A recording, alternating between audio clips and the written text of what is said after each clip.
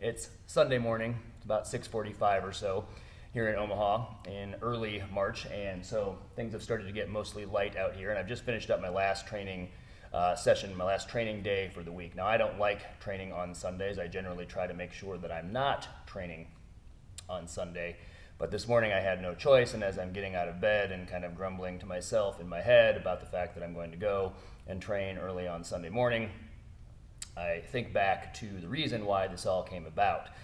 And so it's Thursday, and I'm walking around with Milo and Parker at the field because they're 100-pound dogs, large dogs, and we have a relatively small yard, and so sometimes we need to get them out and get them a little bit of exercise. And it's 40 degrees in late winter in Omaha, 41 degrees. It's sunny out, practically tropical by late winter standards in Omaha. It's sweatshirt weather at the most, and I am walking around in a sweatshirt and my winter coat, and I'm wearing a stocking hat, and my hood is pulled up, and my gloves are on, and my hands are in my pocket, and still I am chilled, and I've got the aches, and all of my insides want to be on my outside, and I realize that this will not be a good situation in which to train. Which brings me to the point of this whole video. The question sometimes comes up, should I train when I'm sick?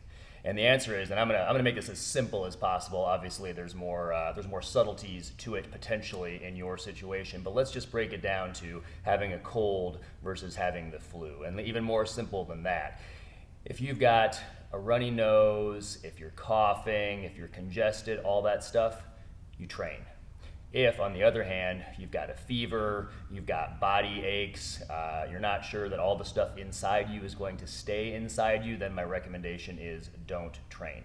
And really, you know this. If you played a sport in high school or anything like that, you know, or if you've done any athletic endeavor, if you've trained long enough, you know that if you've got a cold, you got a runny nose, something like that, when you train, you actually feel better. That might be the only hour and a half that day that you actually feel good. Magically, your nose suddenly stops running for a little while. You can breathe. Even if you've got a cough, you're somehow able to make it through your training session, and you don't feel worse after the training session. You might even feel better, and at the very least during that training session, you felt okay. But on the other hand, if you're sick with the flu or something like that, if you've got body aches, everything just feels weak, your joints ache more than they usually do, your insides want to be on your outsides, whether through your mouth or out the other end, you're running a fever, then don't train. Things are not going to go well for you. It will not be a productive training session, and it's going to make things generally worse for subsequent days anyway. So there's my recommendation. Kind of along the lines on feed a cold, starve a fever, I believe is the phrase.